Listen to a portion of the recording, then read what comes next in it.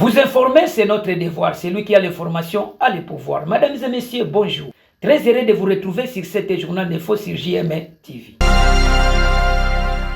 Au sommaire, Mekayi, député national, est l'un des membres de l'Union sacrée, mais quiconque en défie et évoque la fin du mandat du président de la République, Félix Antoine Tshisekedi Tshilombo, en 2028. Le député provincial Godin Poyi dénonce les taux d'échange en République démocratique du Congo. Baisse des prix dénonce une mascarade aux Congolais. Les infrastructures routières à Kinshasa Masina évaluées. Le député national Steve Mekayi, membre de l'Union sacrée de la nation, jugé prématurément évoquer la fin du mandat de Félix Antoine Tshisekedi Tshilombo en 2028. Les détails sont dans cet élément. Félix Tshisekedi ne partira pas en 2028.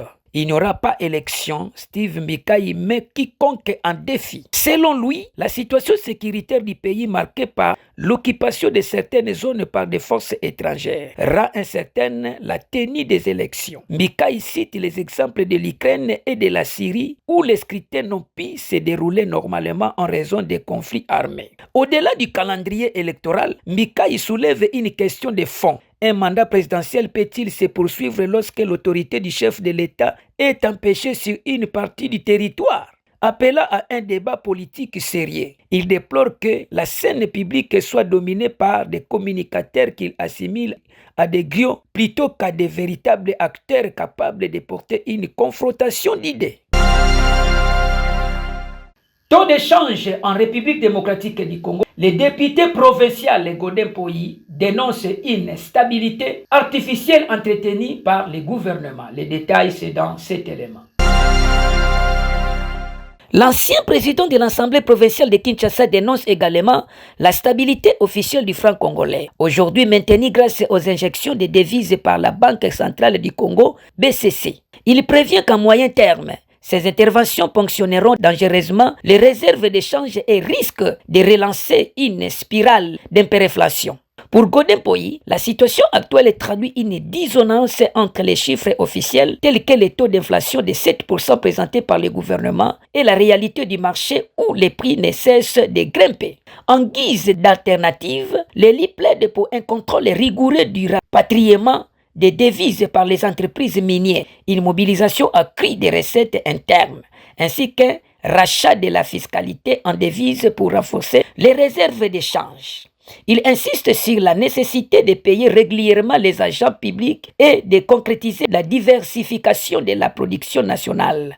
Seule garantie d'une stabilité monétaire durable. Une stabilité réelle ne s'observe pas sur les ordinateurs, mais dans les paniers de la ménagère, a-t-il conclu. Kinshasa Masina, les infrastructures routières et les travaux de construction des routes Kulumba évoluent normalement. Suivons les détails dans cet élément.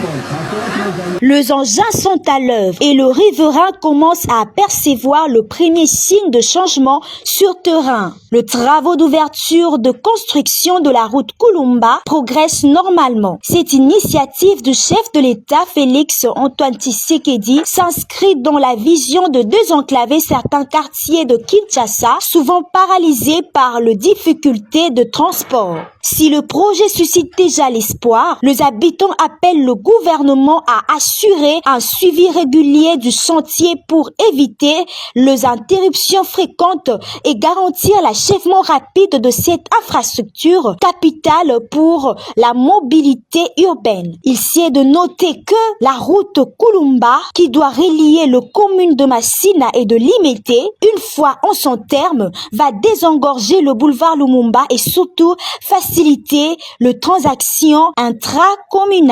Le travaux avance normalement. C'est un avantage de résoudre la problématique de... Le gouvernement de la République démocratique du Congo annonce une baisse des prix. Les Congolais dénoncent une mascarade. Le détail, c'est dans cet élément.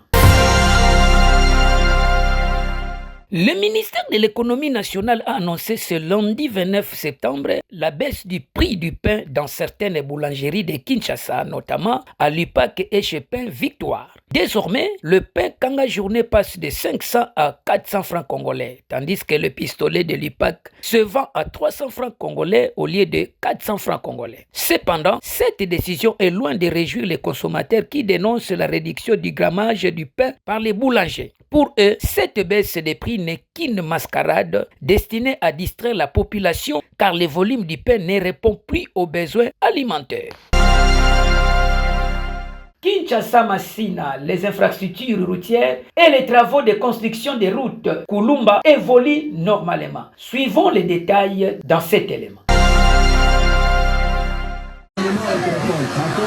Les engins sont à l'œuvre et le riverain commence à apercevoir le premier signe de changement sur terrain. Le travaux d'ouverture de construction de la route Kulumba progresse normalement. Cette initiative du chef de l'État Félix Antoine Tshisekedi s'inscrit dans la vision de désenclaver certains quartiers de Kinshasa, souvent paralysés par les difficultés de transport. Si le projet suscite déjà l'espoir, les habitants appellent le gouvernement à assurer un suivi régulier du chantier pour éviter les interruptions fréquentes et garantir l'achèvement rapide de cette infrastructure capitale pour la mobilité urbaine. Il s'est de noter que la route Kulumba, qui doit relier les communes de Massina et de Limete, une fois en son terme, va désengorger le boulevard Lumumba et surtout faciliter les transactions intracommunales. Le travaux avance normalement. C'est un avantage de résoudre la problématique de...